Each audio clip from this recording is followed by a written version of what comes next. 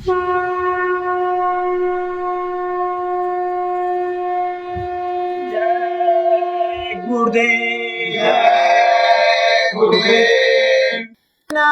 और ईमानदारी अपनाओ, कोई बरकत वापस पाओ। बाबा जी का यह उद्देश्य आध्यात्मिक गुरु हो भारत देश।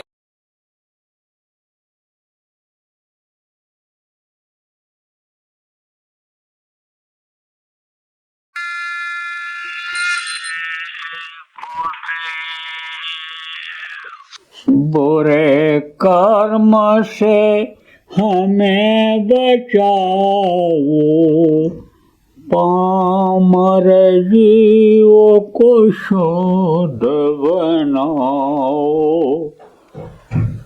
करहूँ अनुग्रह अब तो स्वामी, शरण पड़ा हूँ अंतर्यामी।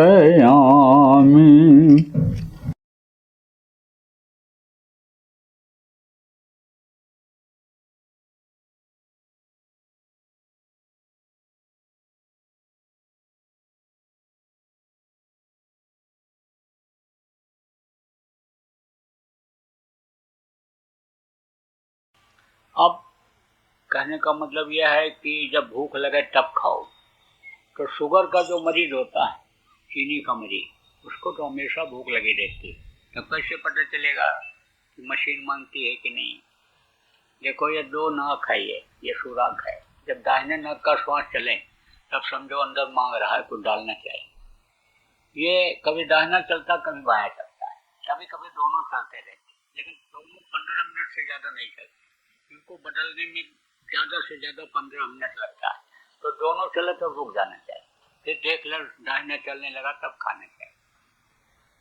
और बहुत से नियम है, जैसे कहते हैं खाने बाद पेशाब करो, फिर बाएं करवट लेट जाओ, फिर दाहिने लेट जाओ, कहते सीधे लेट जाओ, फिर बाएं, फिर दाहिने, फिर इस तरह से। कोई कहता पीठ दबा दो, बहुत सारे नियम। तो आप ये समझो कम समय में नहीं बताया जा सकता है, लेकिन मोटी बात आपको बता दूं कि नियम और संयम का करो पालन। तो नियम तो यही है खाने का, और संयम किसको कहते हैं? संयम समझा देता हूं आपको। कुत्ता संयम और नियम का दोनों पालन करता है, और आदमी नहीं करता है। कोई खा पी करके आया और उसके सामने रसगुल्ला ला कर रख दो प्लेट में, तो कह दो खा लीजिए, कहेगा नहीं नहीं भूख नहीं। अरे ले लीजिए, खाना चाहिए। मिठाई तो खाई जाती है, खाने के बाद भी खा लिया जाता है। एक आध पीस में कुछ नहीं है, खा लीजिए। तो धीरे से इसे उठाएगा, एक खा जाएगा, और फिर उसके बाद दूसरा भी उठा लेगा, मन नहीं मानेगा, वो भी खा जाएगा।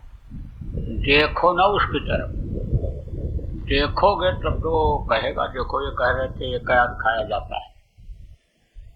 देखो ना तो तीसरा भी खा जाएगा, चौथा, पांचवा, छठवां सब खा जाएगा, पूरी प्लेट साफ कर देगा। ये नहीं देखेगा कि पेट है कि चारा भूसा रखने वाली जगह है दबा दबा के बाद। लेकिन कुत्ता खा पी करके आया है, तो बढ़िया से बढ़िया चीज उसके सामने डाल दो तो सूंघ करके छोड़ देता है। बहुत करेगा तो उठा के ले जाएगा और कहीं छिपा के रख देगा, जब भूख लगेगी तब खाएगा। अब नियम का पालन वो करता है कि आप करते हो? और संयम 12 महीना में 1 महीना जब कुआर का आता है तब पगलाता है।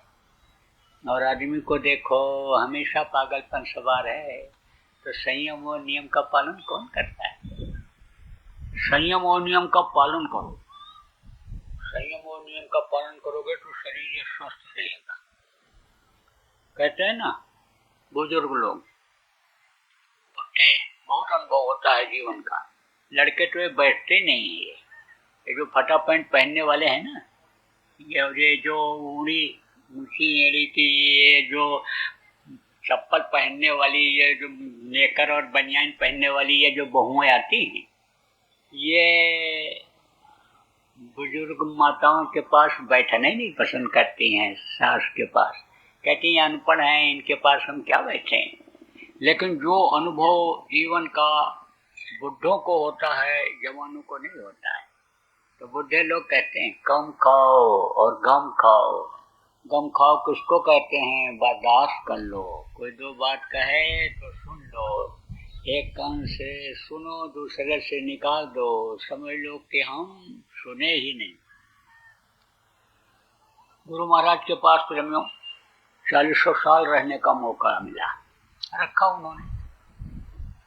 कुछ सेवा लेनी थी इस शरीर से, इसलिए रखा, बताया, समझाया, अपने बच्चे की तरह से पाला, ठोका पीटा भी, डांट फटकार भी लगाया, लेकिन हाथ अंदर से लगाए रहे। कहा गया ना, गुर कुमार शिष कुंभ है, गड़गड़ काढ़े खोट, अंदर हाथ सराय कर, बाहर मारे चोट।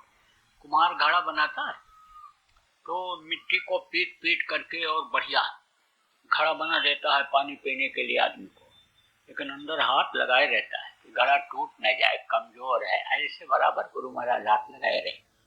तो जब खाली बैठते थे तो पुरानी बातों को बताते थे, कुछ न कुछ शिक्षा की बात करते ही रहते थे। बेकार की बात गुरु महाराज कभी भी नहीं किए। कभी मनोरंजन की भी बात किए तो किस्सा कहानी सुना करके जिससे कुछ शिक्षा मिलती थी वो बताया करते थे। तो एक दिन बैठे हुए थे तो बोले कि हमारे गुरु महाराज बड़े दयालु थे और बहुत ही सज्जन थे और कर्मनिष्ठ थे, लेकिन एक दिन एक औरत पड़ोस की नाराज हो गई, किसी बात पर शंका हो गई उसको। देखो प्रेमियों, शंका जब हो जाता है तो घर नाश हो जाता है, शंका हो जाए तो दफ्तर नाश हो जाता है, शंका हो जाए पार्टी का नाश हो जाए, शंका हो जाए धर्म का नाश हो जाता है। शंका नहीं करना चाहिए। शंका कैसे होती है भी बता दो। कोई आदमी से कोई औरत उसको अपना भाई मान करके ही बात कर रही है और उसके पति ने देख लिया तो बोलेगा तो कुछ नहीं, लेकिन हर बात में कमी निकालेगा। ये देखो नमक भर दिया दाल में, ये सब्जी में मिर्चा देखो कितना डाल दिया, ये कच्चा कच्चा चावल खिला के मार डालेगी, हर बात में कमी निकालेगा। और औरत ने भी अगर कुछ बोल दिया तो पहले तो बातों की लड़ाई होती है, फिर घोषिम घोषा होने लगता है, मल युद्ध, और फिर समझो कोर्ट कचहरी की लड़ाई शुरू हो जाती है, तलाक के मुकदमे, दहेज के मुकदमे चालू हो जाते हैं। शंका ही तो हो गई। आप ये समझो प्रेमियों कि कोई पुरुष किसी को अपना बहन मान करके ही बात कर रहा है, औरत से बात कर रहा है, और उसकी औरत ने देख लिया, पत्नी ने देख लिया तो बोलेगी तो कुछ नहीं, लेकिन गुस्से में 4-6 बर्तन दिन भर में पटक के पिचका डालेगी। नहीं कुछ होगा, अपना ही बाल नोट डालेगी, अंदर अंदर घुलेगी, गुस्से में रहेगी। शंका हो गई, शंका का समाधान कर लेना चाहिए। तो औरत नाराज हो गई, गुरु महाराज गाली देती हुई आई। पड़ोसी लोग भी चल पड़े कि भाई चलो देखें क्या बात हो गई। कुछ तो तमाशा देखने के हिसाब से आए कि गुरुजी तो बोलेंगे नहीं, बहुत सज्जन हैं, लेकिन चेला लोग छोड़ेंगे नहीं, इतना गाली गुरु को दे रही है। तो अब आप ये समझो कि गाली देती हुई आई, कुछ तो छुड़ाने के हिसाब से आए, मारपीट होगी तो छुड़ा देंगे। तो अब गांव के भी लोग इकट्ठा हो गए और गाली वो देती रही और अपने कोठरी से निकले दादा गुरुजी महाराज, और कई लोग थे शिष्य लोग। लेकिन गुरुभक्त कौन होता है? जो गुरु के आदेश का पालन करता है। गुरु जब सिखाते हैं कि संयम से रहो, उतावलापन मत लाओ, सोच विचार करके काम करो, मन तो ये उतावला होता है, लेकिन चित्त से चिंतन करो कि मन ये कह रहा है तो ये ठीक कह रहा है कि नहीं कह रहा है, फिर बुद्धि से सोचो कि इसका परिणाम क्या होगा। तो गुरु तो ये सिखाते रहते हैं। तो जो इसका पालन करता है, गुरु के आदेश का पालन करता है, वो गुरुभक्त होता है। गुरुभक्त लोग तो इंतजार करते रहे कि गुरु जी को इशारा करें, गुरु जी तो खड़े सुनते रहे, दादा गुरु जी। अब इस धरती का नियम यह है कि जो पेड़ फलता है वो झड़ता है और जो आग जलती है वो बुझती है। तो क्रोध क्या है? क्रोध अग्नि है। तो अग्नि कब तक जलती है? क्रोध कब तक रहता है? थोड़ी देर, उसके बाद थक जाता है आदमी बोलते बोलते। कोई देखो क्रोध में किसी को मारने भी लगे तो मारते मारते थक जाता है, उसी का हाथ दर्द करने लगता है। ऐसे ही थोड़ी देर के बाद गुस्सा उसका शांत हो गया, एकदम ढीली पड़ गई। तब लोग देखने लगे कि अब क्या होता है।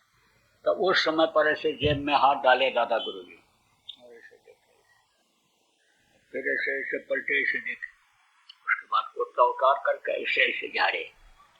तो लोगों ने कहा क्या हो गया गुरुजी? बोले मैं देख रहा था कि इसकी गाली कौन से जेब में रखी है, ये कुर्ते में कहाँ लगी हुई है। सब हंस पड़े, वो भी हंस पड़ी। लोगों ने कहा चलो चलो चलो अब झगड़ा नहीं होगा। अब कहाँ से झगड़ा होगा? आप ये समझो कि दोनों अगर छोटे बन जाएं तो झगड़ा कभी भी ना हो, और एक भी अगर छोटा बन जाए तो भी झगड़ा टल जाता है। पति को गुस्सा आवे पत्नी चुप हो जाए, पत्नी को गुस्सा आवे पति चुप हो जाए, भाई को गुस्सा आवे भाई चुप हो जाए, तो झगड़ा कहाँ से होगा? नहीं होगा।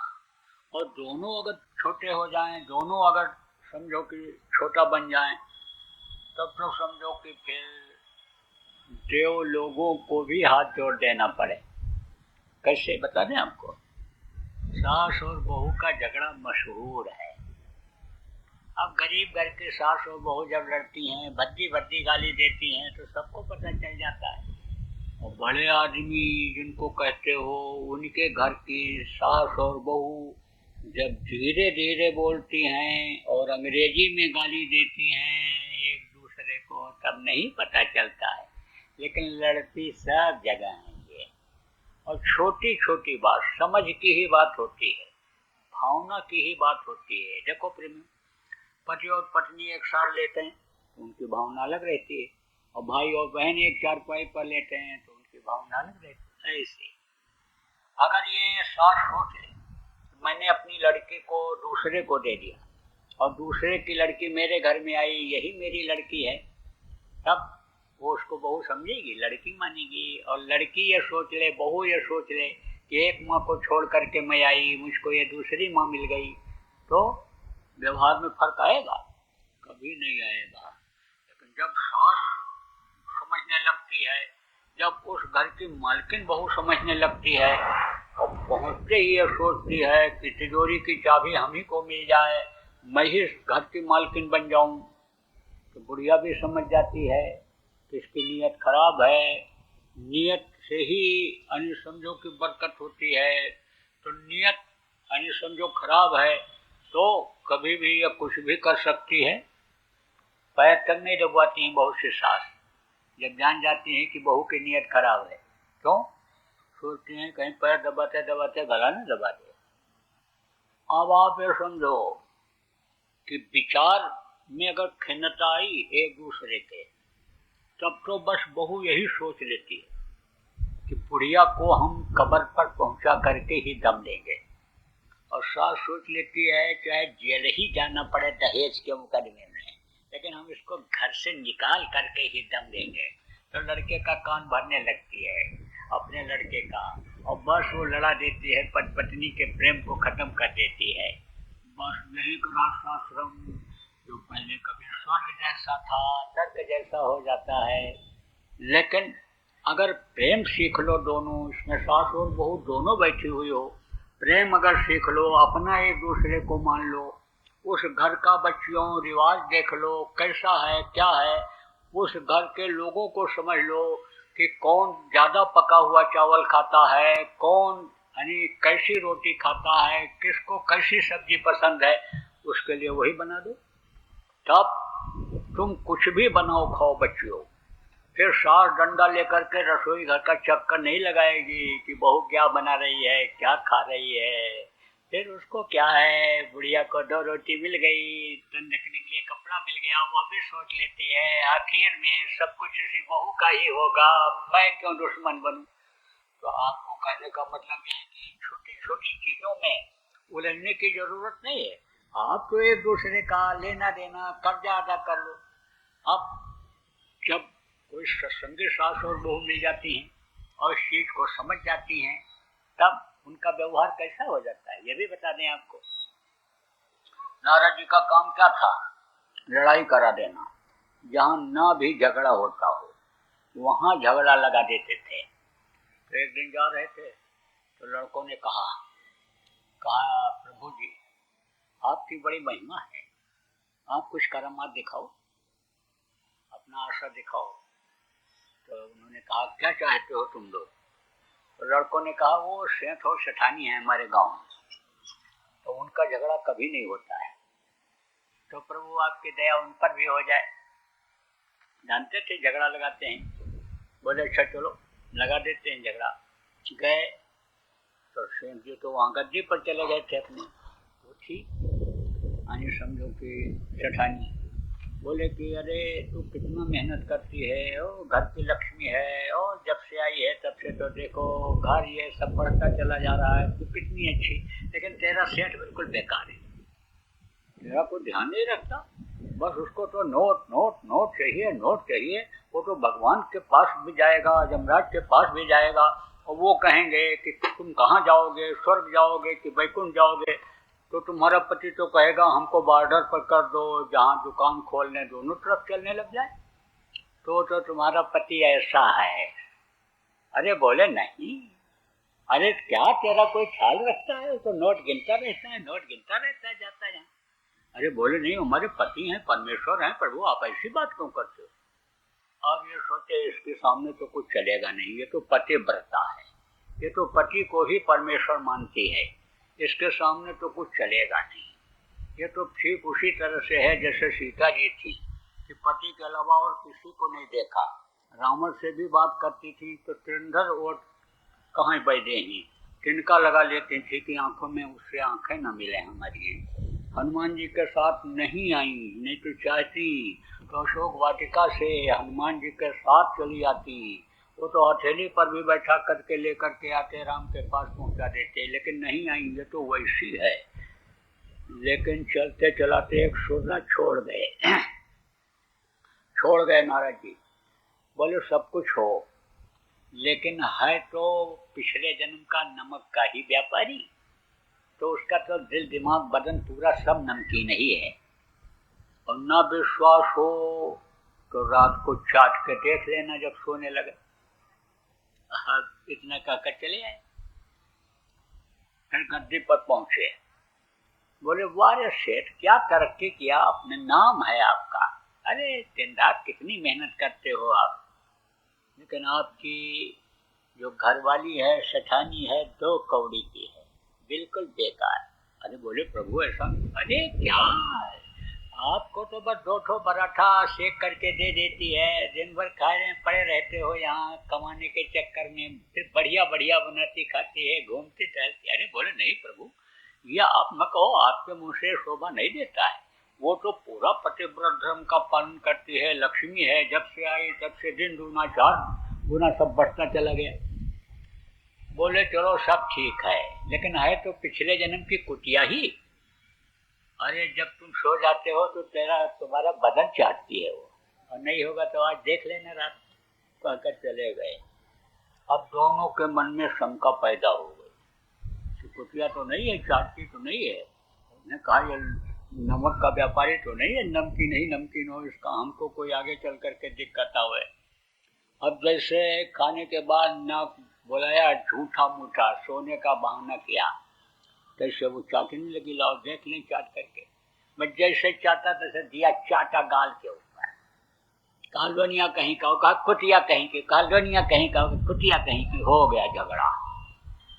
अब लड़के ताली बजाए, वारे नारद जी क्या झगड़ा कराया। फिर जा रहे थे 10-15 दिन के बाद उधर। बोले प्रभु आपकी महिमा का क्या कहना। अरे आप प्रभु, लेकिन हमारे गांव में एक सास और बहू रहती हैं, बड़ी धार्मिक हैं, पूजा पाठ करती हैं, तो वो कभी भी नहीं लड़ी, उनमें आप लगा दो झगड़ा। बोले अच्छा, तो चलो तुम लोग उनके घर के पास पहुंचो, अभी हम झगड़ा करवाते हैं। तो आंख बंद के नारद की दिव्य दृष्टि खुली थी, उसी के सहारे थे तो मनुष्य शरीर में, लेकिन स्वर्ग में चले जाते थे। तो देखा उन्होंने, बंद किया आंख, दिव्य दृष्टि के सहारे देखा तो सास तो नीचे खड़ी थी और बहू सीढ़ी के ऊपर चढ़ करके अचार का मटका उतार रही थी। तो देखा कि मौका अच्छा है, गण को भेज कर और मटका अगर इसका गिरवा दिया जाए तो एक कुत्ते की तरह दोनों लड़ेंगे, काम हो जाएगा हमारा। तो भेजा और मटका ढकेला गण ने, और जैसे नीचे गिरा तैसे ही सास हाथ जोड़ के खड़ी हो गई कि बहू मेरे से बड़ी गलती हो गई, मैं मटका पकड़ नहीं पाई। और बहू उतर के आई, जल्दी से पैर पकड़ा उसका और कहा माता जी मेरे से गलती हो गई, मैं मटका पकड़ा नहीं पाई। वो कहे नहीं मेरी गलती है, कहा नहीं मेरी गलती।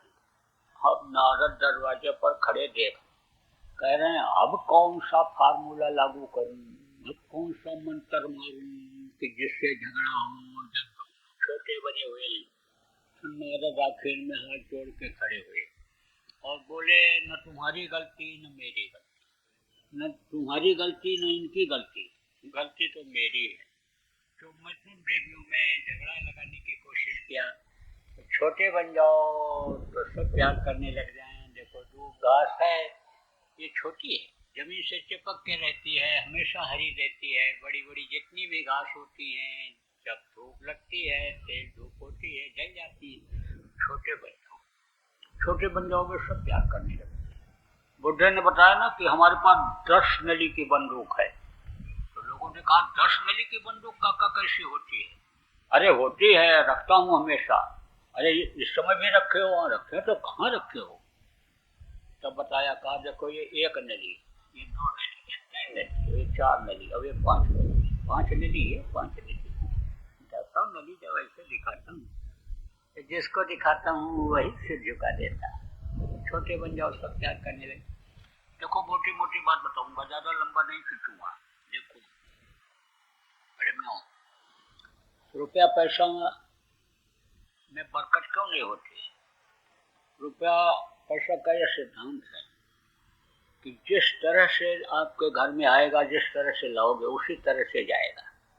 मार करके लाओगे तो कोई मार के ले जाएगा, लूट के लाओगे लूट के ले जाएगा, दिल दुखा के लाओगे दिल दुखा के जाएगा, तकलीफ देकर लाओगे तकलीफ देकर जाएगा। लक्ष्मी ऐसे नहीं रुकती, लेकिन मेहनत और ईमानदारी की कमाई जो लाओगे वो हमेशा फलदायी होगा। वो जहाँ लगेगा वहीं अच्छा दिखेगा। आप देखो जुआ में जीत करके जो रुपया पैसा जिसको लक्ष्मी कहते हो लाता है तो रुकती है, दूसरे दिन फिर हार जाता है। इसलिए मेहनत और ईमानदारी की कमाई करो। तो ये तो बताया आपको लोक बनाने का तरीका, पर लोक बनाने का तरीका अब आपको बताऊंगा। लोक बनाना किसको कहते हैं सब जानते हो। अच्छा खाना, अच्छा कपड़ा मिले, अच्छा मकान मिले, लोग प्रणाम सलाम करें, पैर छुएं, तो उसको कहते हो इसका लोक बना हुआ है। और परलोक बनाना किसको कहते हैं? जहाँ रहते हो ये मृत लोक है, एक दिन यहाँ से सबको निकाल दिया जाना होता है, छोड़ना होता है। दुनिया की जितनी भी चीजें इन बाहरी आंखों से दिखाई पड़ती हैं, इनको सबको छोड़ देना पड़ता है, वो जल हो जाती हैं। यह है मृत्यु लोक। इसके ऊपर बहुत से लोग, शुरू में ही 33 करोड़ दुर्गा और 10 करोड़ शंभु बनाए गए। इसके अलावा भी बहुत से देव हैं। तो आप ये समझो कि अन्य स्वर्ग लोग, वैकुंठ लोग, ब्रह्म लोग, पार ब्रह्म लोग, आप ये समझो कि यानी सतलोक, अलख लोक, अगम लोक, अनामी लोक, बहुत से लोग हैं। तो घर में ही बैठ करके आप उन लोकों में भी आने जाने लग जाओ। वो भी रास्ता आपको बताऊंगा। हमारे गुरु महाराज बताते थे, बहुत से लोगों को बताया, करोड़ों लोगों को उन्होंने बताया, इतने जीवों को बताया उन्होंने कि इस धरती पर जितने भी संत आए सब लोग मिल करके नहीं बताए, उतने लोगों को उन्होंने बताया। आखिरी वक्त तक वो नामदान देते रहे, रास्ता बताते रहे, रास्ता ही नहीं बताए, रास्ते पर चलाए और मंजिल तक पहुंचाए भी लोगों को। अब वो वापस इधर नहीं आने वाले। तो गुरु महाराज जाने से पहले ही मेरे लिए कहा करके गए थे। तो आप ये समझो कि ये नए को नामदान देंगे, पुरानों के संभाल करेंगे। तो उसी दोनों काम में मैं लगा हुआ हूँ। हालांकि नामदान देना ये कोई आसान काम नहीं है, बहुत कठिन काम है। सबसे दुनिया का कठिन काम हमको यही लगा, लेकिन गुरु के आदेश का पालन करना है। जीवों पर दया करना है तो सब जगह नामदान देता हूँ। विदेशों में गया तो वहाँ कमरे में ही लोग बैठ गए, वहीं नामदान दे दिया। आप ये समझो, इसलिए दे देता हूँ। देखो इस समय कोई घर से सुबह निकले, कोई गारंटी नहीं है कि 2 घंटे के बाद वापस आ जाएगा। तो गुरु महाराज ने नामदान देने से पहले कहा था कि नामदान देना आप शुरू कर दो। नामदान दे दोगे और ये भजन करने लगेंगे, इनका शरीर भी छूट गया तो मनुष्य शरीर पा जाएंगे। अब आप ये समझो कि आप तो पहली बार आए हो, नहीं भी समझ पा रहे हो, और कल समझ गए, किसी ने समझा दिया और इसको करने लग जाओगे, और मान लो सांस भी पूरा हो गया तो मनुष्य शरीर के अधिकारी हो जाओगे। और नहीं तो मनुष्य शरीर पाना बड़ा मुश्किल होता है। कोट जन्म जब भटका खाया तभी अंदर तक आप समझो कि बड़ा कठिन होता है। जिसके लिए गोस्वामी जी ने कहा कलयुग केवल नाम धारा, वो नाम है ये। राम न सकहि नाम गुण गाई, ये वो नाम है। कौन सा नाम यह है? यह ध्वन्यात्मक नाम है। ये धनियों के मुंह से निकलता है, 24 घंटे निकलता रहता है। ये निर्मायक नाम है। आप समझो मायक नाम कौन होता है?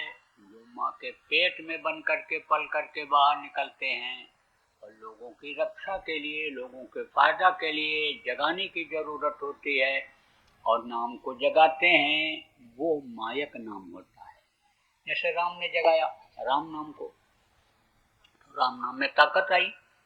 आप देखो विभीषण के घर के ऊपर लिखा हुआ था राम राम, और लंका जला, विभीषण का घर बच गया। कृष्ण आए, कृष्ण नाम में शक्ति बढ़ी। कृष्ण कृष्ण जैसे जहाँ पर पुकारा, कृष्ण खड़े हुए मिले। द्रौपदी को, ग्राह को तमाम उदाहरण मिल रहे। त्रेता खत्म हुआ, द्वापर खत्म हुआ, कलयुग आया, तो कलयुग में भी संत लोग आए। जैसे कबीर साहब आए तो सतनाम नाम जगाया उन्होंने। वह गुरु नानक जी ने जगाया। गुरु के जलवा को जब मंदिर में देखा तो बोल पड़े वाहे गुरु वाहे गुरु वाहे गुरु, वारे मेरे गुरु, वारे मेरे गुरु। तो अब आप फिर समझो कि वाहे गुरु में ही ताकत आ गई, वाहे गुरु में ही शक्ति आई। उन्होंने जगाया जब, उसके बाद राधा स्वामी आए तो उन्होंने राधा स्वामी नाम को जगाया। राधा माने सूरत और स्वामी माने वो मालिक, तो उस नाम को जगाया। और हमारे गुरु महाराज जब आए, कुछ पुश्तों तक ये नाम चलता है। उसके बाद फिर जब दूसरे महापुरुष आते हैं तो दूसरा नाम जगा लेते हैं। गुरु महाराज आए तो जय गुरुदेव नाम को जगाया। नाम को कैसे जगाया जाता है ये भी आपको बता दें। आप कहाँ से जुड़े हुए हो ये आपको नहीं मालूम। परमात्मा शक्ति से जुड़े हुए हो, ऊपर से जुड़े हुए हो, बहुत पतले तार के द्वारा। उस तार को आप देख नहीं सकते हो। तो महापुरुष जब नाम को जगाते हैं तो उस नाम को उस पतले तार के द्वारा उस प्रभु से जोड़ देते हैं, और जब उस नाम से उसको पुकारा जाता है तो तुरंत मदद कर देता है। जैसे हॉटलाइन का टेलीफोन होता था पहले, अब भी होता है कि जैसे ऐसे रिसीवर उठाओ, फट से वहाँ घंटी बज जाती थी और वो बोल देता था हेलो सर, तो वो फौरन बोलता था। ऐसे ही बिल्कुल हॉटलाइन हो जाती है, जुड़ जाता है। जहाँ भी पुकारो तुरंत सुनता है, मदद करता है। और कैसों करोड़ नाम लाख नाम कृष्ण के कहा गया, तो कौन ऐसा नाम कि जिसको पुकारने से मदद होगी। उदाहरण देकर बता दूं, आप अपने परिवार के साथ कहीं जा रहे हो और छोटे बच्चे को ठोकर लग गई और बोला पापा, तुरंत देखोगे। भाई को पुकारेगा भाई देखेगा, मम्मी को पुकारेगा मम्मी देखेगी। जिसको पुकारेगा वो पहले देखेगा और वो पहले मदद करेगा। सब साथ रहेंगे, लेकिन जिसको पुकारेगा वो मदद करेगा। ऐसे ही जो जीता जागता नाम होता है उसको बोलने से मदद मिल जाती। गुरु महाराज ने जब जगाया और प्रचार करना शुरू किया तो लोगों ने विरोध किया। लोगों को विश्वास न हो तब बोले परीक्षा लेकर के देख लो। खूब परीक्षा लिया लोगों ने, खूब जान माल की रक्षा हुई। इससे मौत के समय तक पीड़ा लोगों की खत्म हुई, डूबते हुए का बचत हो गया। बोला जय गुरुदेव डूबता हुआ आदमी, और तेज हिलोट पानी की आई और ले जा करके किनारे लगा दिया, जान बच गई। आप समझो, आप तो कहोगे ये प्रचार कर रहे हैं कहीं भीड़ जुटाने के लिए या अपने को पुजाने के लिए, ये भीड़ इकट्ठा कर रहे हो इसलिए ऐसा बता रहे हैं, प्रचार कर रहे हैं। हमको प्रचार की जरूरत यानी समझो कि आपको समझाने के लिए नहीं है ऐसे लोगों को जो ये सोच रहे हो। आप तो खुद प्रचार करोगे जब आजमाइश कर लोगे। मैं कहता हूँ बर्फ के ऊपर हाथ रखो, ठंडा हो जाएगा, बर्फ रख कर देख लो। आप भी आजमाइश करके देख लो मुसीबत के समय बोल करके, और प्रचार कर दो प्रेमी इस बात का कि कोई भी शाकाहारी नशा मुक्त व्यक्ति मुसीबत के समय जय गुरुदेव नाम बोल करके फायदा उठा सकता है। देखो, आप कोई भी हो, नए हो, पुराने हो, सत्संगी हो, कोई भी हो, आपके घर में अगर तकलीफ रहती है, बीमारी रहती है, लड़ाई झगड़ा, टेंशन या किसी प्रकार का कष्ट रहता है, तो आप जय गुरुदेव नाम के ध्वनि बोलना शुरू कर दो सुबह शाम। शाकाहारी नशा मुक्त रह करके यानी बैठना शुरू कर दो, परिवार वालों को भी बैठाना शुरू कर दो, नाम ध्वनि बोलवाना सुबह शाम 1 घंटा शुरू कर दो, और घर में जो नामदानी है सुबह ध्यान भजन कराना शुरू कर दो। देखो तकलीफ में कमी आती कि नहीं आती। और जो बात को मान गए, करने लग गए, आप तो समझो बहुत से लोगों की तकलीफें खत्म हो गई। बहुत से लोग कह रहे बहुत फायदा हो रहा है, करके देख लो। सुबह उठो जय गुरुदेव नाम की ध्वनि बोलो, शाम को उठो जय गुरुदेव नाम की, सोने से पहले जय गुरुदेव नाम की ध्वनि बोल कर सो। देखो बच्चियों, भोजन बनाती हो, कहते खाना बन गया, अब तो खाया जाए, खाते हो, उसको प्रसाद बना लिया करो। प्रसाद कैसे बनेगा? जब भोजन तैयार हो जाए तो जय गुरुदेव नाम की ध्वनि बोल करके और फिर उसको खाओ और खिलाओ। देखो कितना आनंद आता है। खाओ से देखो, जब बनाया जाता है, खिलाया जाता है तो मन प्रसन्न हो जाता है। और वही जब भावना गलत रहती है, गुस्से में जब औरत बनाती है, तब समझो उतना अच्छा नहीं महसूस होता है। अब कोई दरवाजे पर पहुंच जाए, देर से आ जाए, और औरत ये सोचे कि टेंशन आ गया है, और वो बना के बढ़िया से बढ़िया खिलावे, तो आनंद नहीं आएगा। अब ये सोच ले कि भगवान आ गए, बगैर बुलाए मेहमान नहीं, भगवान आ गए, इनका स्वागत उस तरह से किया जाए तो नमक रोटी खिला देगी तो मन प्रसन्न हो जाए। देखो चुटकी निकालती थी पहले माताएं, अब भी बहुत सी बच्चियां निकालती हैं, जो सत्संगियों की बच्चियां हैं वो निकालती हैं, बनाती हैं, तब माताएं निकालती हैं। चुटकी किस लिए निकाला जाता है? चुटकी जानते हो? आटा, जब यानी रोटी बनाना हो तो आटा का रोटी बनाते हैं, तो 1 चुटकी आटा निकाल के रख देती थी। चावल बनाना हो तो 1 चुटकी चावल, 1 चुटकी दाल। अब वो इकट्ठा होता जाता है, और उसी को बना के खिला दिया गरीबों को, भंडारा हो रहा कहीं वहाँ दे दिया, अच्छे काम में लगा दिया। तो उससे क्या बरकत मिलती थी कि 5 आदमियों का भोजन बना और 6वां कोई आ गया तो वो भी खा जाता था। कहते हैं ना, नियत से बरकत होती है। 1 कमाता था, 10 खाते थे, अब देखो 10 कमाते तो भी नहीं पूरा पड़ता। तो आप प्रसाद बना करके जय गुरुदेव नाम की ध्वनि बोल करके तब खाओ और खिलाओ, देखो आपको कैसा लगता है। तो नाम ध्वनि बोलोगे कैसे, ये भी बता दें आपको। जय गुरुदेव, जय गुरुदेव, जय गुरुदेव, जय जय गुरुदेव।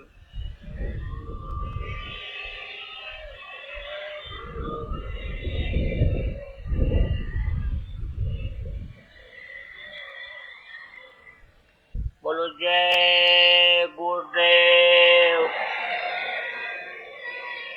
जय गुरुदेव। सरकारी व गैर सरकारी अनुदान के लिए बिना सत्संगियों के सहयोग द्वारा जनहित के कार्यों में लगी हुई बाबा जय गुरुदेव धर्म विकास संस्था का मुख्यालय पिंगलेश्वर रेलवे स्टेशन के सामने मक्सी रोड, उज्जैन, मध्य प्रदेश में है। यहाँ पर सत्संग व नामदान का कार्यक्रम होता रहता है। अतः आप श्रोताओं से अनुरोध है कि बाबा उमाकांत जी महाराज के आश्रम उज्जैन एक बार परिवार सहित जरूर पधारिएगा। आपके सुझाव के लिए व्हाट्सएप नंबर 9575600700। जय गुरुदेव, जय गुरुदेव।